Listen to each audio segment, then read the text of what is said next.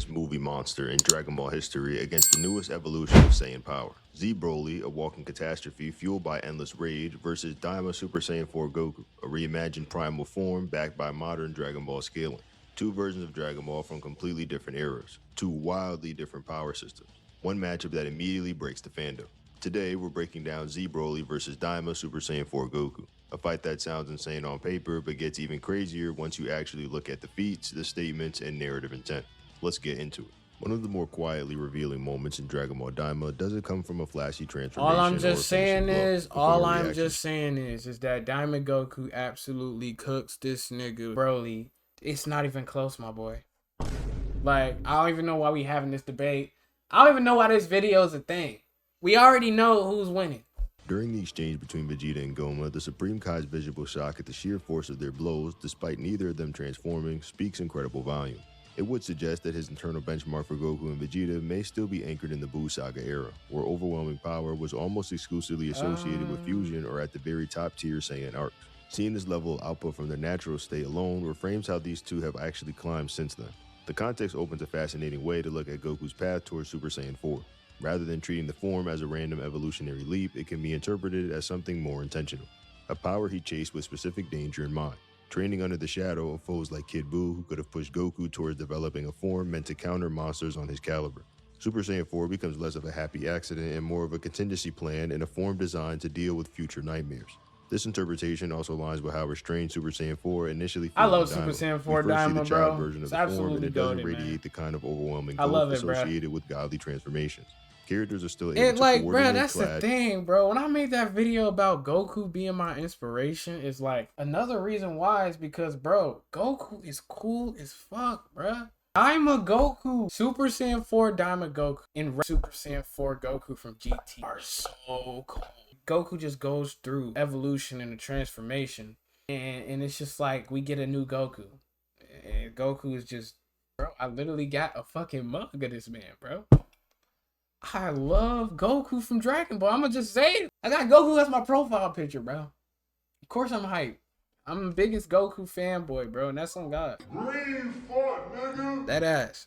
And briefly keep up before being My physique is literally inspired by Goku, bro. Leap. It feels closer to an old school Dragon Ball style boost. Substantial but grounded.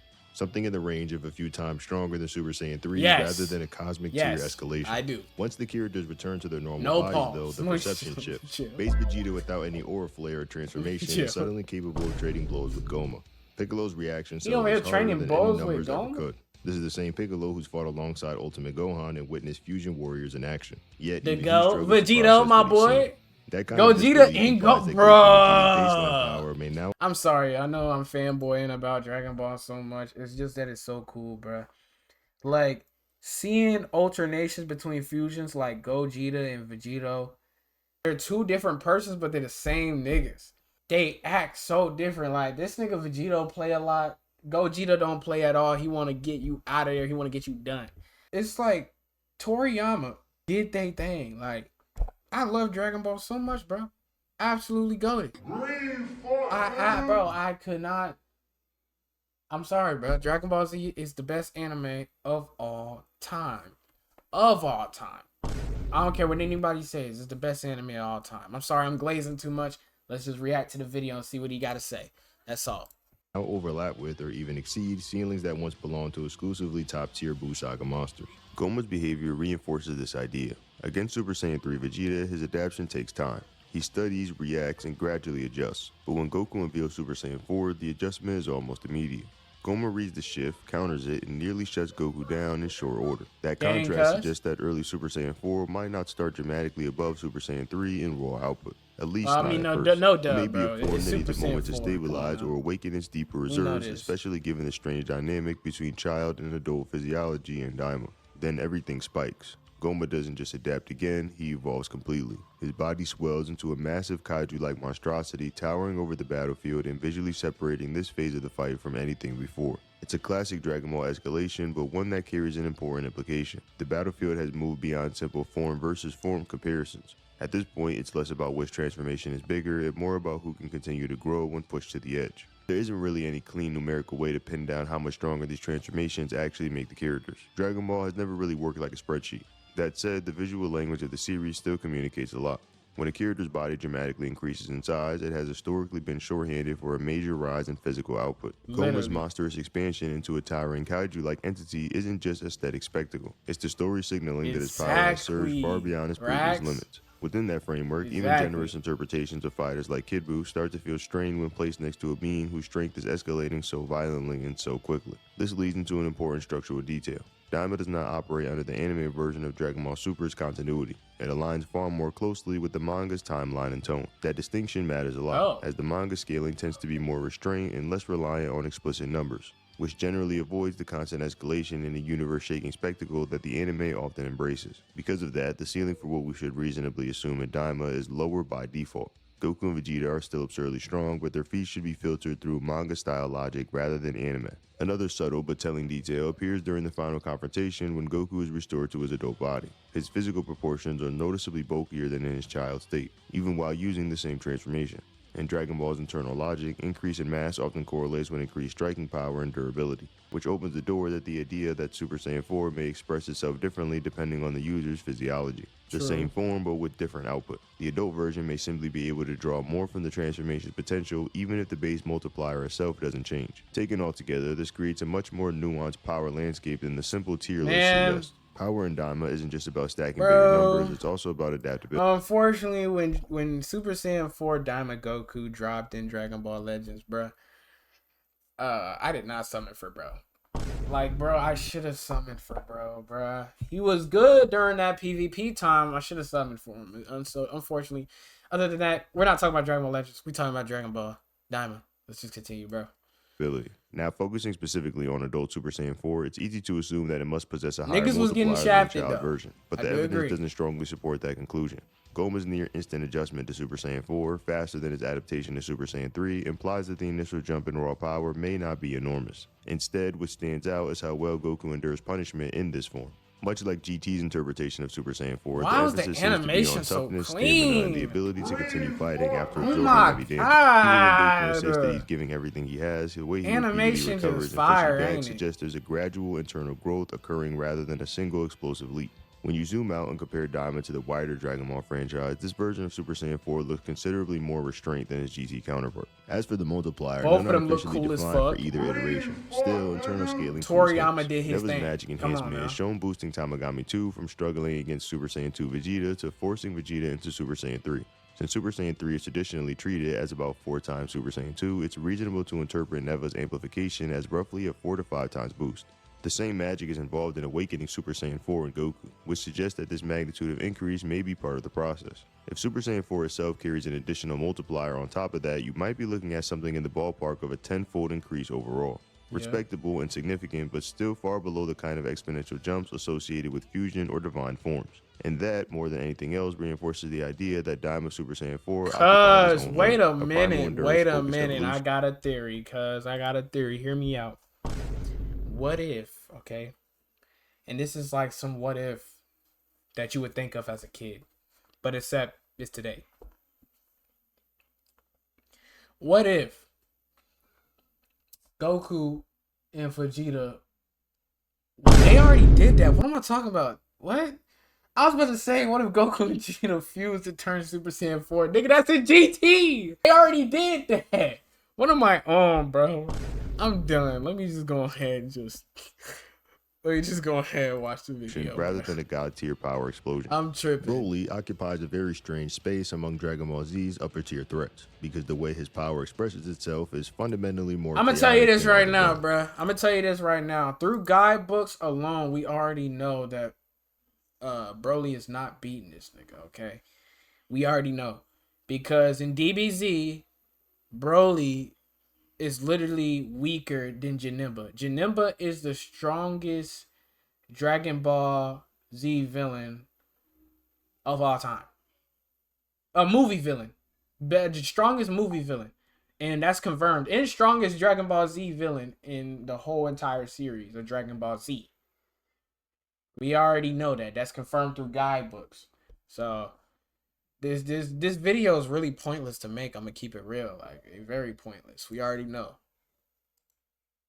Even with the suppression device clamped onto him and his mind barely holding together, the scale of destruction he has is already extreme. We're not talking about city-level devastation or even planet-by-planet carnage. We're talking about the mass erasure on a cosmic scale while he isn't anywhere near full capacity. In his restrained state, Broly is shown laying waste to enormous stretches of the South Quadrant. A lot of people casually refer to this as one galaxy, but Dragon Ball's cosmology doesn't work that way. Each quadrant of the universe contains an unfathomable amount of galaxies, star systems, and cosmic structures. Supplementary materials such as Daizenshu and Chozenshu describe the Dragon Ball universe as containing infinite galaxies and solar systems, meaning each quadrant is strategically vast. So when Broly is depicted wiping out what visually appears to be a massive fraction of an entire universe, the living universe to be specific, the implication is far beyond simple galaxy destruction. Even taking a conservative stance, that level of devastation places Broly comfortably into multi-galaxy territory, and that's before factoring in transformations, power growth, or even the loss of control. And this isn't even his ceiling, it's essentially his floor. Across different guidebooks, dialogue, and narrative framing, a consistent idea keeps up. If Broly is allowed to continue unchecked, everything eventually dies. The universe doesn't survive at all. Whether that outcome happens quickly Goku, do you love your son? My nigga, what? But the destination is always the same, and it's a total collapse.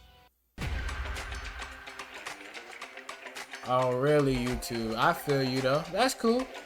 That's cool. I'm cool beans off that. That intent is reinforced repeatedly in his debut movie. Characters don't just treat Broly as another powerful enemy, they treat him like a walking extinction event.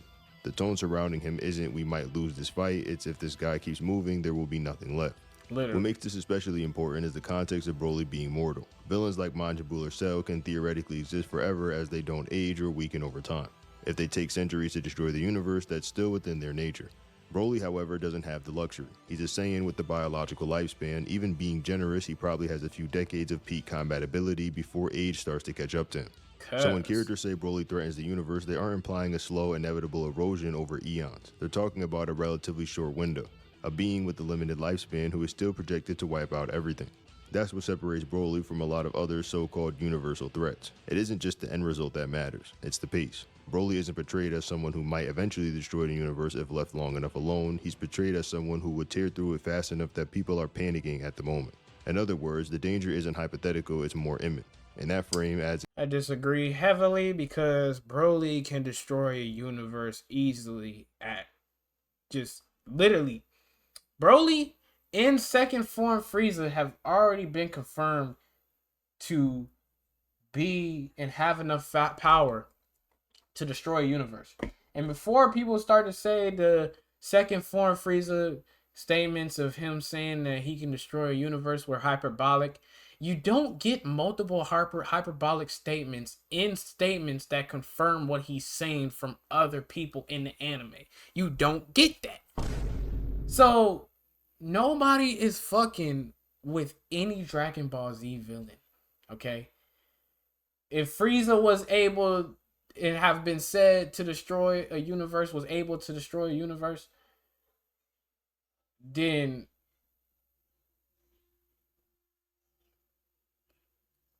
so can any other villain after that. Okay? Cell in his base form can. Like in his imperfect form, he can. The androids could. Like, I don't think fellas understand, okay, the power scaling when it comes to Dragon Ball is ridiculous, okay? Everyone in Super, well, almost everyone in Super, can destroy a universe, my boy. Do you know how insane that is? That's crazy, ain't it? I know. Let's continue. It's an extra layer to Broly's scaling. Broly isn't simply strong in the traditional Dragon Ball sense. He's a runaway force of nature whose power growth... But before we continue this video, though, you know what's the craziest thing, right? Is that people be like, well, Dragon Ball Z scaling is inconsistent. I like, rather it's inconsistent or not, the statement is still true, and it is still true. Okay? Rather it's inconsistent or not, if you see something that the author said or the narrator in the show said about a villain multiple times, it can't be false. And that's just on facts, my boy. Let's continue on with the video. Output and time-limited existence combined into something uniquely terrifying. When the story treats him as a universe-level threat, it's not using that label loosely. It's communicating that Broly's rampage operates on a scale and a schedule that very few characters in Dragon Ball history can match up to. Broly's return and Broly's second coming exist in this strange, almost dreamlike space within Dragon Ball logic that bends power scaling and becomes secondary to atmosphere. The movie takes place years after his first debut, yet instead of being truly gone, Broly survives in a way that feels less biological and more supernatural. His shattered body drifts through space, crashes onto Earth, and becomes frozen beneath layers of ice and water, without oxygen, movement, or consciousness, and yet he endures, not as a wounded Saiyan clinging to life, but more like an unlikable presence sealed away by circumstances rather than death. The film leans into the idea heavy as well. Nature itself seems uneasy around the place that Broly is buried. Violent storms roll in, local whispers about something evil sleeping underground, and the tone suggests it isn't just Broly resting. Less of a man and My more goal, of a bro. calamity Let's waiting to be go. awakened. What finally stirs him isn't a battle or a Look at massive energy him. surge or some kind of cosmic event. It's the sound of a child crying. Goten's voice echoes through the ice and triggers Broly's fractured memories, and this instantly drags him back into his obsessive hatred for Goku. It's absurd on paper, but thematically perfect. Broly isn't driven by logic, it's more so trauma. Once he awakens, his behavior makes it clear that he isn't interested in quick victories. He stalks his opponents, toys with them, lunges at them, struggles them, and panics them, almost like he's savoring the inevitability of their defeat. But Nah, that for even gets real. to the After usual extended Goten moment of and resistance. after Goten and Trunks pissed on them niggas, bro, I was like, damn, cause they are really fucked. Green fart, nigga. My boy Jason is big. Nice to see you again, my boy. Before being overwhelmed, which only emphasizes how cruel Broly is being. He's allowing hope to exist just so he can crush it later. Goten and Trunks next step in, both capable of Super Saiyan, and they fight with genuine determination. But from the moment Broly engages them, the gap is pretty obvious. He mocks their efforts, tanks their attacks, and chases them down once their stamina starts failing. Damn, cuz They him aren't with a opponents big to him, left, they're my more boy. like Goddamn. entertainment. And this is where the movie timeline complicates everything. Supplemental materials place Goten and Trunks roughly around the same level of Cell Games era Gohan and standard Super Saiyan. And in this continuity, Gohan never stopped training. Unlike the main What? Cuz, did he just say that Goten and Goten and Trunks were Gohan Super Saiyan 2 level from Cell Saga? I don't know if that's accurate, my dog. That shit is not. I don't think that shit accurate, my boy. I don't think that shit accurate. It don't make no sense. It just don't. Yeah, that shit don't make no sense, my boy. main series where he becomes rusty by the Buu Saga, this version of Gohan has spent 7 years straight training and honing himself.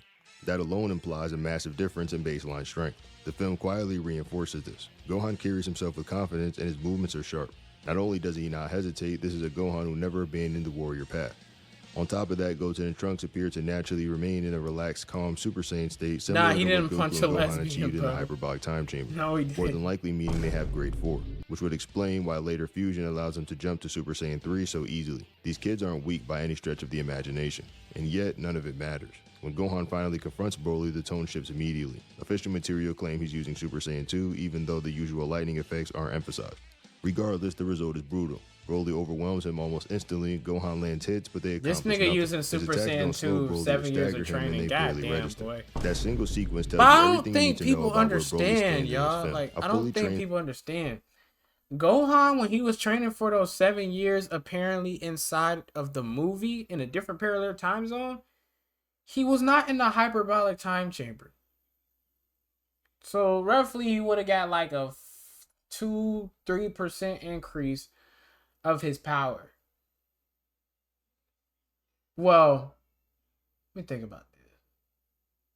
Probably, yeah, 2% increase of his power from Cell Saga. That's my guess, okay? Because if it took Goku that was in the afterlife for 7 years training with Pikkon and Pikkon being able to one-shot Cell and, you know, basically beat up Frieza and all that cool stuff, right?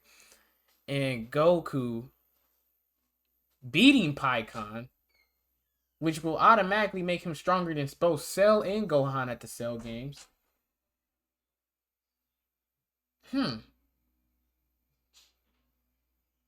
Yeah, I don't think Gohan was that strong during this time. For sure, he can't be that strong during that time. In Super Saiyan 2 Gohan with 7 years of training is treated like fodder, which strongly implies that this Broly is not only stronger than his original Movie 8 incarnation, but significantly stronger. If Movie 10 Gohan is above Cell Games Gohan, I feel like Broly is a little bit below Super Saiyan 3 Goku. That's my opinion, my boy. If it took one Super Saiyan 2 Gohan with 7 years of training, one Super Saiyan Goten, and Goku Super Saiyan being stronger than Cell Games Cell, Perfect Cell, right? And Gohan Super Saiyan 2 combined. Son, I'm gonna be real, my boy. Yo, this nigga Broly strong as fuck. Green fuck, nigga. Hey, he the GOAT for real. I'm gonna keep it being like, let's be real, bro. and Broly is casually dominating Movie 10 Gohan, then Movie 10 Broly would erase Movie 8 Broly, possibly in a direct comparison. Literally. Especially since Gohan was confident in taking on Broly, knowing how strong he was back then. After the defeat of Gohan, the finale only widens the gap. Broly begins charging a colossal energy attack commonly referred to as the Omega Blaster, a sphere so massive it visually rivals or surpasses some of the largest blasts in the franchise movie history. Instead of a single hero opposing it, Gohan is joined by Goten and Trunks, and then later something stranger happens. Goku appears. Whether this is a literal manifestation from the afterlife or a temporary projection born from Goten's wish has been debated for decades, but multiple guidebooks lean towards Goku genuinely intervening. Even Broly's shocked expression suggests he recognizes Goku's presence as real. Even with 3 Saiyans pushing together, they struggle. Broly doesn't look panicked or strained, and the Omega Blaster doesn't even feel like his absolute limit. It comes across more like an overwhelming flex of power than a final desperate move. Only after Trunks intercepts some of Broly's smaller blasts and the trio forces everything into a single combined push do they finally overpower the attack and send it back. Broly is caught off guard, engulfed in the explosion, and seemingly destroyed. And that's the key word as well, caught off guard. Not defeated in a fair contest. By the end of the film, Broly feels less like a villain who lost and more like a catastrophe that was barely contained. When it comes down to actually squabbling between these guys, they have similar scaling, which makes this particular matchup pretty interesting. No, the fuck they do not, my boy. What? What? No, absolutely not. Super Saiyan 4 Daima Goku destroys all of DBZ combined, okay? Stated to be the strongest enemy, which would directly follow after Kid Buu and Buhan. Daima, though, following the manga continuity of Dragon Ball, has Super Saiyan 4 Daima Goku being stronger than the Buus, but not the ones with the insane feats that were displayed in the anime, such as Buhan using outside space or Kid Buu threatening to destroy the Grand Kaio planet. There are still some statements and scaling that could be used to get these Buus to universal, but it's not as strongly concrete as statements and scaling. All of the Buus are universal, bruh. This is no debate. Super Saiyan 4 Daima Goku literally destroys Broly. No diff. Broly, in one of his weakest incarnations in the first movie, destroyed 1/4 of the living universe, a feat that's 1/4 of what Buhan was going to do in the anime. Mind you, Broly wasn't in legendary Super Saiyan form when he performed this, and this is only movie 8 Broly. He gets much stronger in Broly's second coming. All that would need for him to destroy the entirety of the living universe would be to get 4 times stronger than what he was as a suppressed Super Saiyan, something he probably is already in movie 8 itself, when he's in his legendary form. The idea of Broly being able to easily destroy the entire living universe would be a more impressive feat than even Buhan, since he would be doing it in a result of dimension crashing together and not through his direct involvement like Broly would be. When you also consider the fact that Broly grows stronger as the fight progresses on, Goku will more than likely be in a similar state that he was fighting against Goma. One could argue that Daima Super Saiyan 4 Goku could scale above the Spirit Bomb that defeated him in the manga, one that gathered energy from across the universe and is stated to— Don't forget gathered energy from Buhan. I mean, not Buhan. What's his name? Dang. Was it Oob that he gathered energy from? I think it was Oob that he gathered energy from. Yeah, it was Oob. Oob was super strong in oh wait, no. I'm thinking of GT. Wait.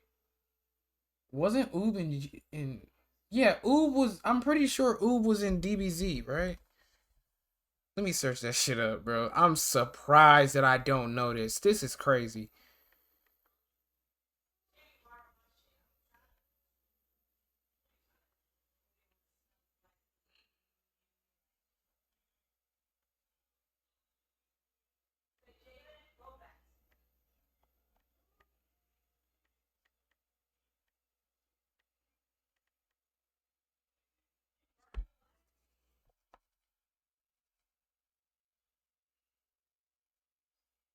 Oh yeah, nah, cuz. Nah. Be the maximum Super power in Saiyan the 4 Buu Daima Saga. Goku With is that line definitely of beating the scaling, you shit could out get this Daima nigga. Super Saiyan 4 above Super Saiyan Vegito, but then again, this would be all manga. And even manga Vegito doesn't have the same kind of scaling that he does in the anime, being able to easily dismantle Buhan, who threatened to destroy the entire living universe. So even then, I think the better scaling implications are in Broly's favor, making him the... No, the fuck it's not. What are we talking about? No, even if we go through the manga, it still doesn't matter. I don't think people understand that. Even if we go through the manga itself, it does not matter. That's crazy take, but hey, it's his opinion. Appreciate y'all for watching this video though. That shit crazy as hell, bro. That outcome is not possible though. Super Saiyan 4 Goku Daima is definitely destroying this nigga, bro. No diff.